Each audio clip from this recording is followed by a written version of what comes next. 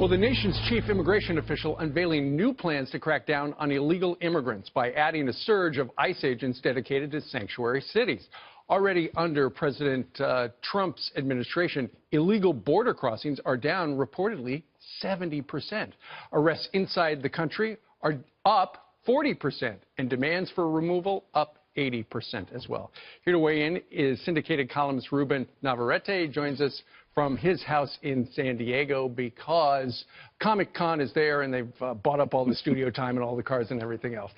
Ruben, what do you make of the fact that apparently we're going to have 10,000 more ICE agents out on the street enforcing the laws of the land? Steve, good to be with you again. Listen, this is perfectly fine. This is ICE's job. This is the job of federal immigration agents to enforce federal immigration law.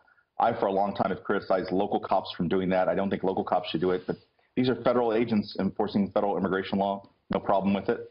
The story here, though, does vindicate people like me and others who have said for a long time that sanctuary cities are mostly symbolic. They have no power, no authority. The federal government can go in there anytime it wants, and this proves it. Well, they can go in anytime they want, but when the Department of Justice, for instance, during the Obama years said, hey, you know what, don't, they got to listen.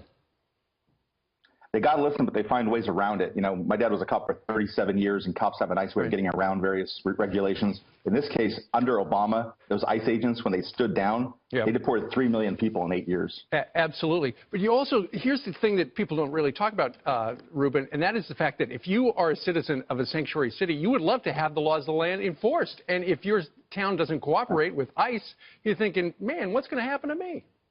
Right, that's a very good point, and that's exactly why these are a sham, because local residents will rebel, and they have before, against local authorities, sheriffs and police officers, police chiefs, if sanctuary city policies lead to an unsafe environment. So because of that, the cops on the ground want to have their cake and eat it too. They want to pretend to have these sanctuaries, but in reality, they're shipping people out the back door to ICE. Sure. And Ruben, what do you make of the fact that illegal border crossings are down 70% right now under President Trump?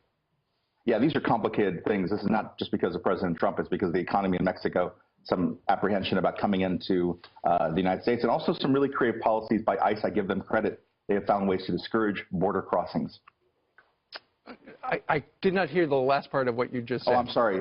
They said that there's been really creative policies by ICE.